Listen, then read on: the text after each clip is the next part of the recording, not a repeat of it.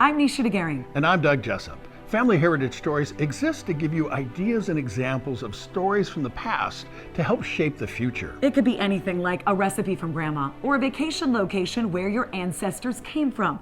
These stories deserve to be passed down.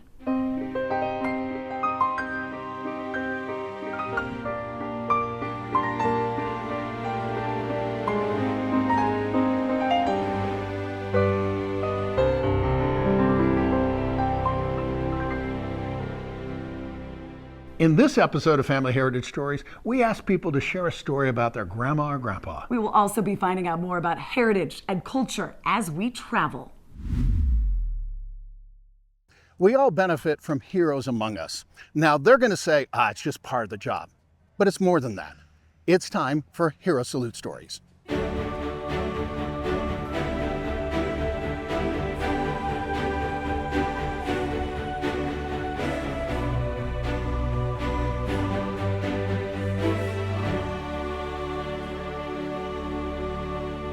So you're wearing the green. Obviously, you're a doctor. Inquiring minds want to know, what kind of doctor? I am, it's a bit of a mouthful, but I am an interventional pediatric cardiologist. Do you remember like one of those first patients where it's like, okay, we got this kid. This kid has some serious problems. It's all on, it's all on your hands. It's all on you. You're going in.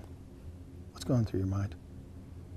Well, I remember an early case in my fellowship where, we have our hairy cases, we have our kind of routine cases, but it kind of hit me full circle when I was scrubbing in one day and we had a little 4-year-old girl who had a hole in her heart. We were going to go in there and close it with a device, and it's pretty routine. But seeing her kind of laying on the table as they're putting her to sleep, instead of being all covered up and we're just going in to do this procedure, it kind of struck me that this is a big deal. And we're taking someone's child and taking responsibility for them. And at times this is a rough business, but thankfully, most of the time everything goes like it's supposed to, and when it does, it's incredible. I mean, it really is an opportunity, or I feel fortunate to have the opportunity to be able to kind of do what I love and help people and have it go like it's supposed to most of the time. Now, you brought some show and tell items.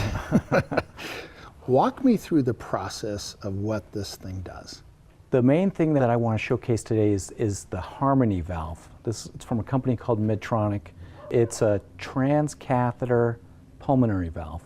We're able to replace someone's pulmonary valve through the vein in the leg without opening up the chest, without going on the heart-lung bypass machine and emptying the heart out of blood and then going in there and surgically implanting this valve. So we can actually do it through the vein in the leg while the heart's beating and while the patient is asleep on the table under general anesthesia.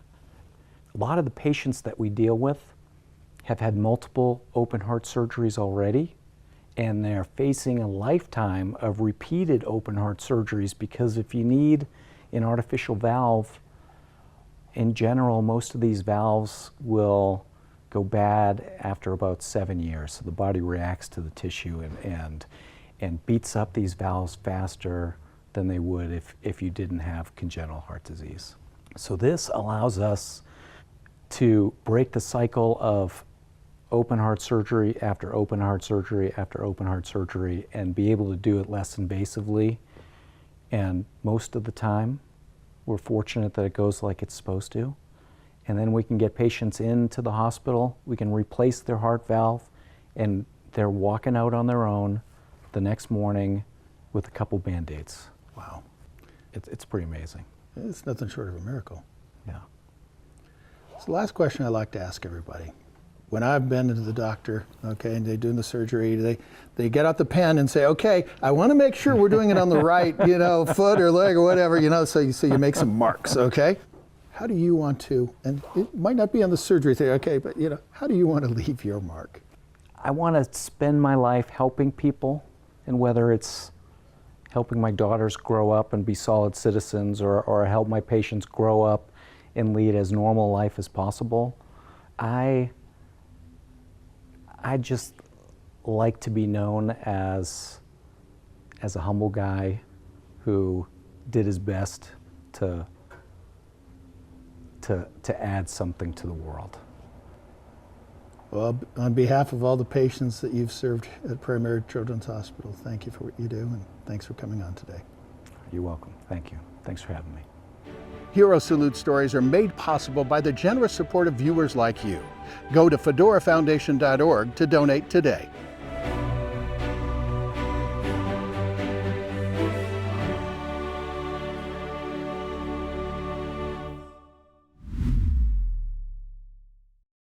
If stories aren't passed down from generation to generation, they're lost. And it's as though those people never existed. In this episode of Family Heritage Stories, Carol Stone shares stories about her special connections. We started with a bun, but then we added potato flakes, that's right, potatoes. Then 100% Irish beef, but we said it needs to be more Irish, so boom, charlevoix cheddar, more beef, and 100% Irish bacon. Rashers. Then kale slaw and Ballymaloo relish. Oh yeah. Then we stuck a load of flags in it, put it in an oak box on a woolen blanket in the burren, and played this with your man again. No, we didn't. Because this is all about the ingredients, the McMore. It's the best of Ireland in a bun. Ba-da-ba-ba-ba. Bowling sure makes me hot and thirsty. This is a job for Kool-Aid. Hey, Kool-Aid! Oh yeah! Kool-Aid here, bringing you fun. Kool-Aid's got thirst on the run. Get a big, wide, happy ear to hear Kool-Aid smile. Cause the biggest smile is a Kool-Aid smile. A Kool-Aid smile, a Kool-Aid smile. Dun-dun. Your friend's cool. My friend's Kool-Aid. Kool-Aid brand soft drink. There's a special bond between grandparents and grandkids. Tell me a story about your grandma or grandpa.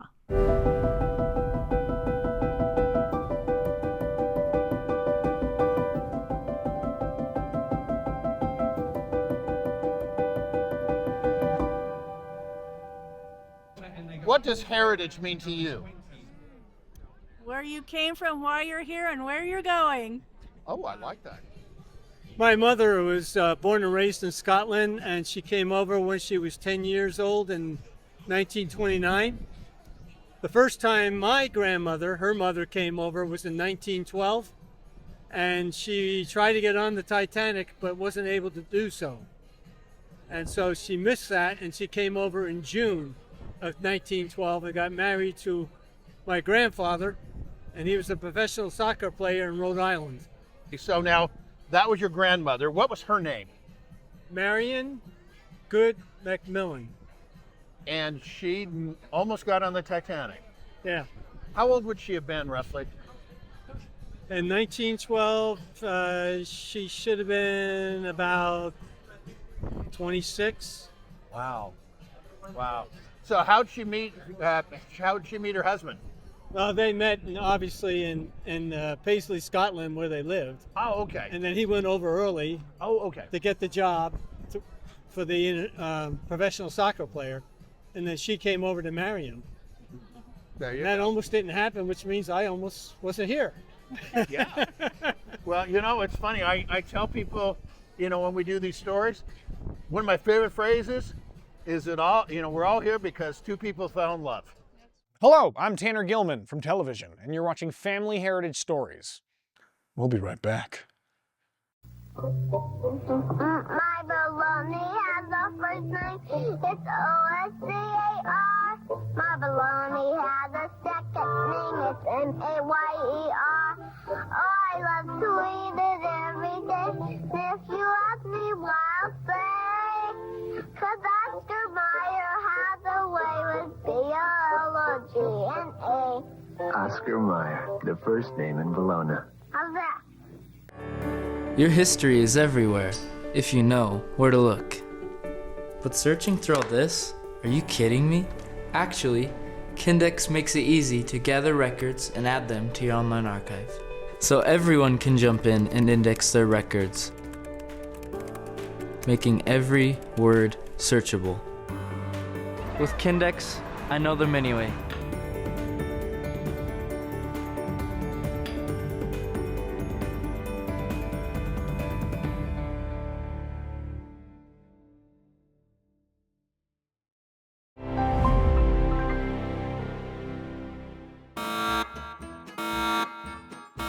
This isn't a dad joke, this is a grammar joke. So knock knock. Who's there? Two. To whom? Come on, guys. All right, what do you call a buck with no eyes? No idea. Oh. What do you get if you cross an elephant with a rhinoceros? Elephino. What does heritage mean to you?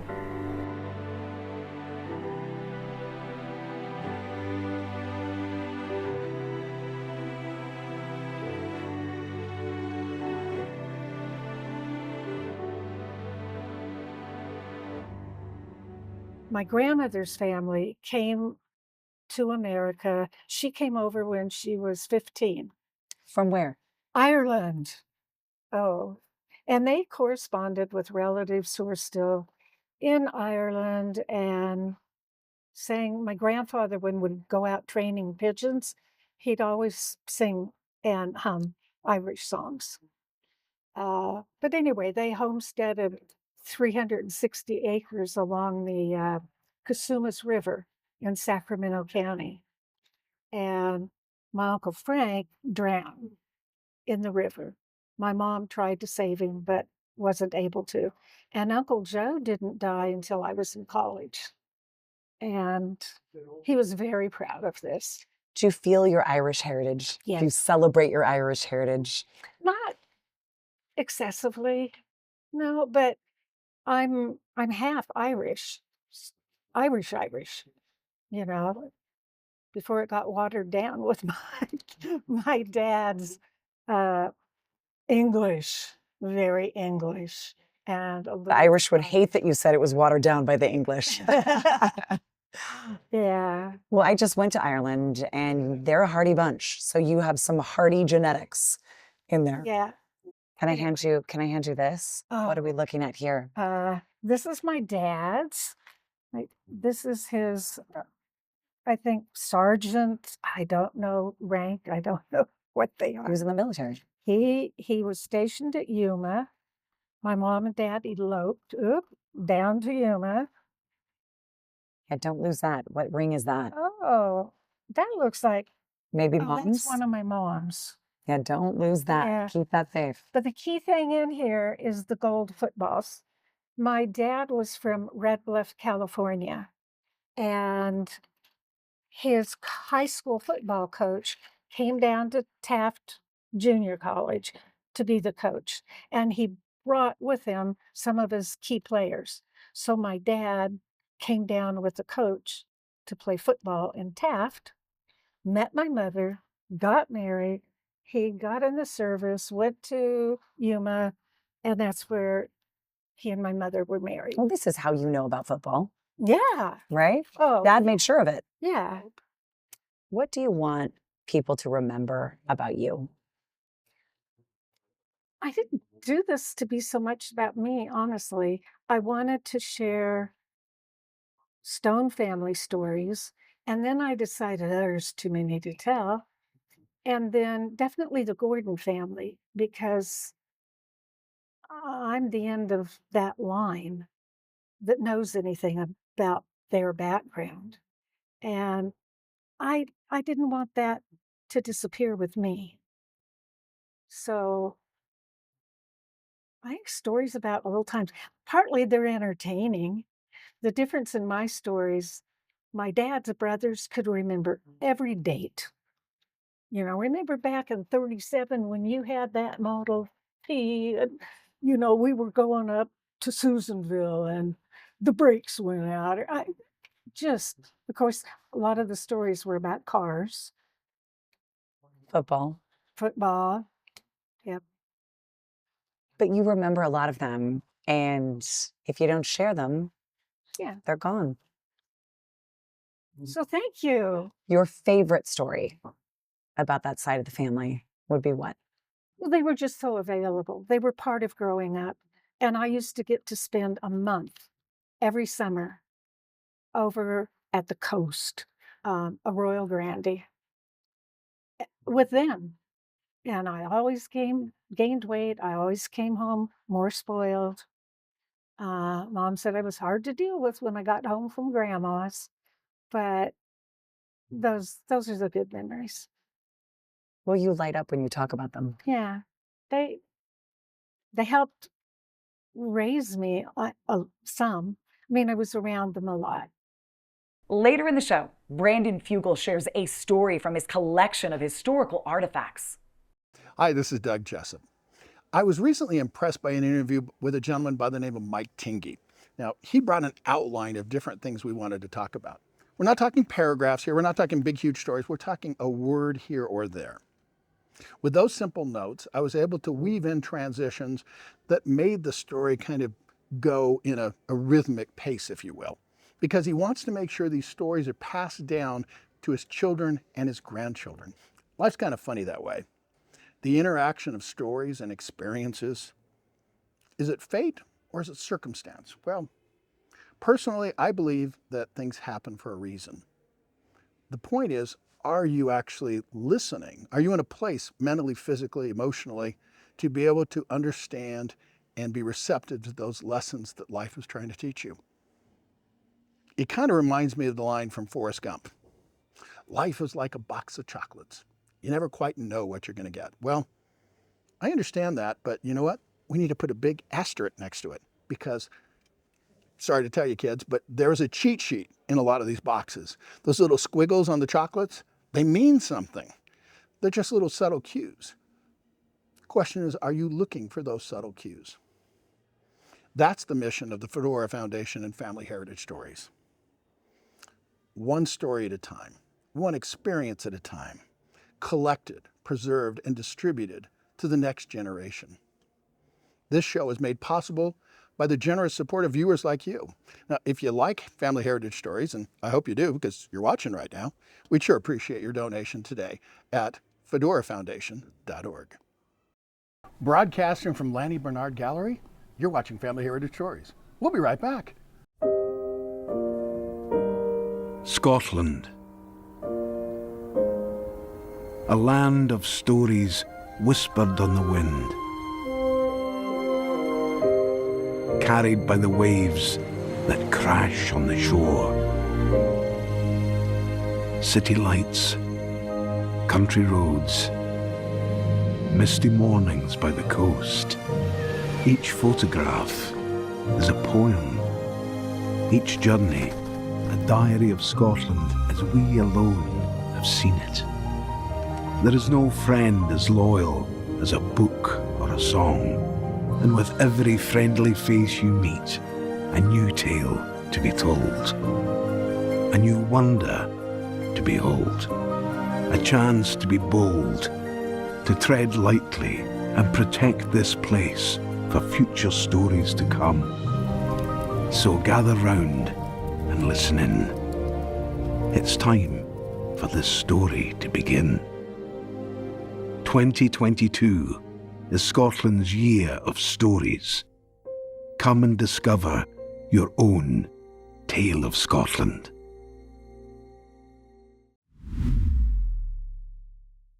You learn a lot about traditions, values, and culture when you travel.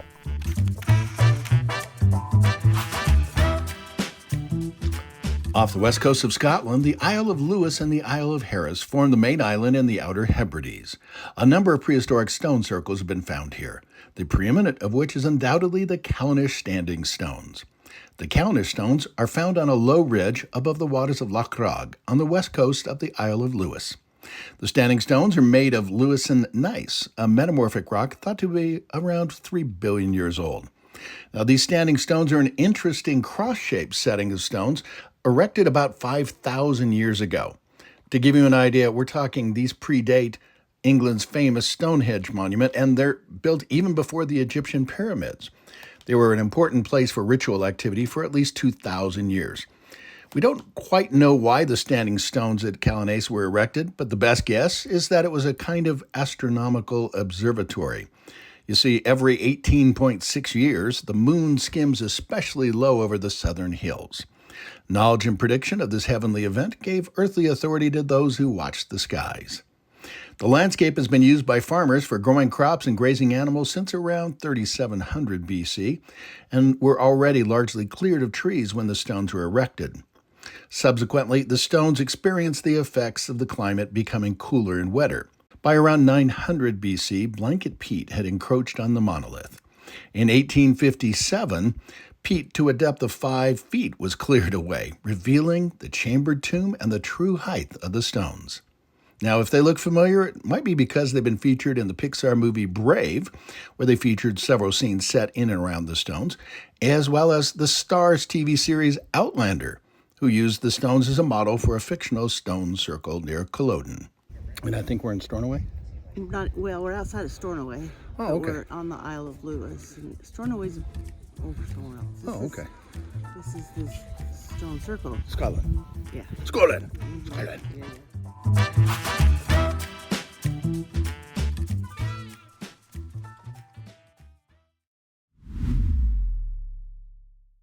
Objects with stories, our treasures remembered.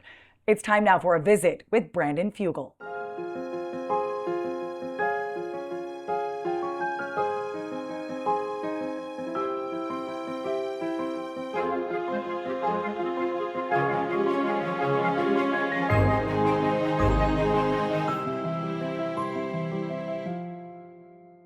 Objects with stories are treasures remembered. And this right here has got lots and lots of stories. So Brandon Fugel, what do we have here? Here we have a 1685 Shakespeare folio. Now this is the first time that all of Shakespeare's collected works were printed. This is unique in that it has original medieval binding intact, and these brass clasps. You have Shakespeare's comedies, histories, and tragedies. Never before printed in folio. It's a large presentation binding, one of the most important printed works in the English language that has impacted our culture, figures of speech, our language. It truly is a treasure. When was this printed? 1685 London. Wow.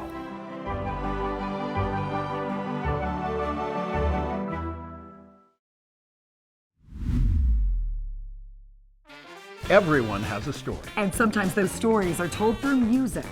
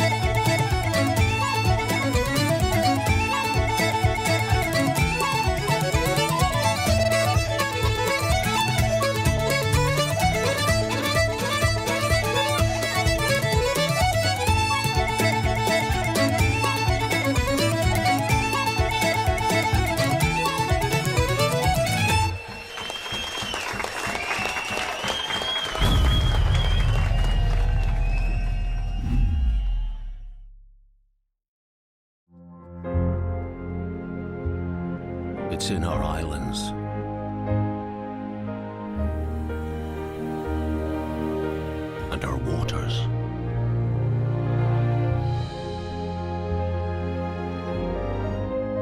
It's in our artistry.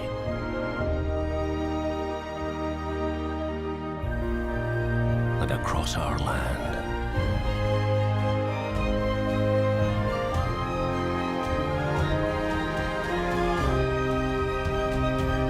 It's in our history.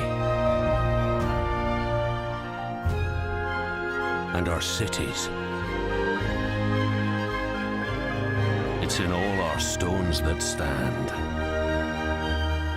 It's time to come and find it. It's time to come and feel it. Scotland, a spirit of its own. What makes you smile? Spry mouthwash helps me smile. I think it might help you too.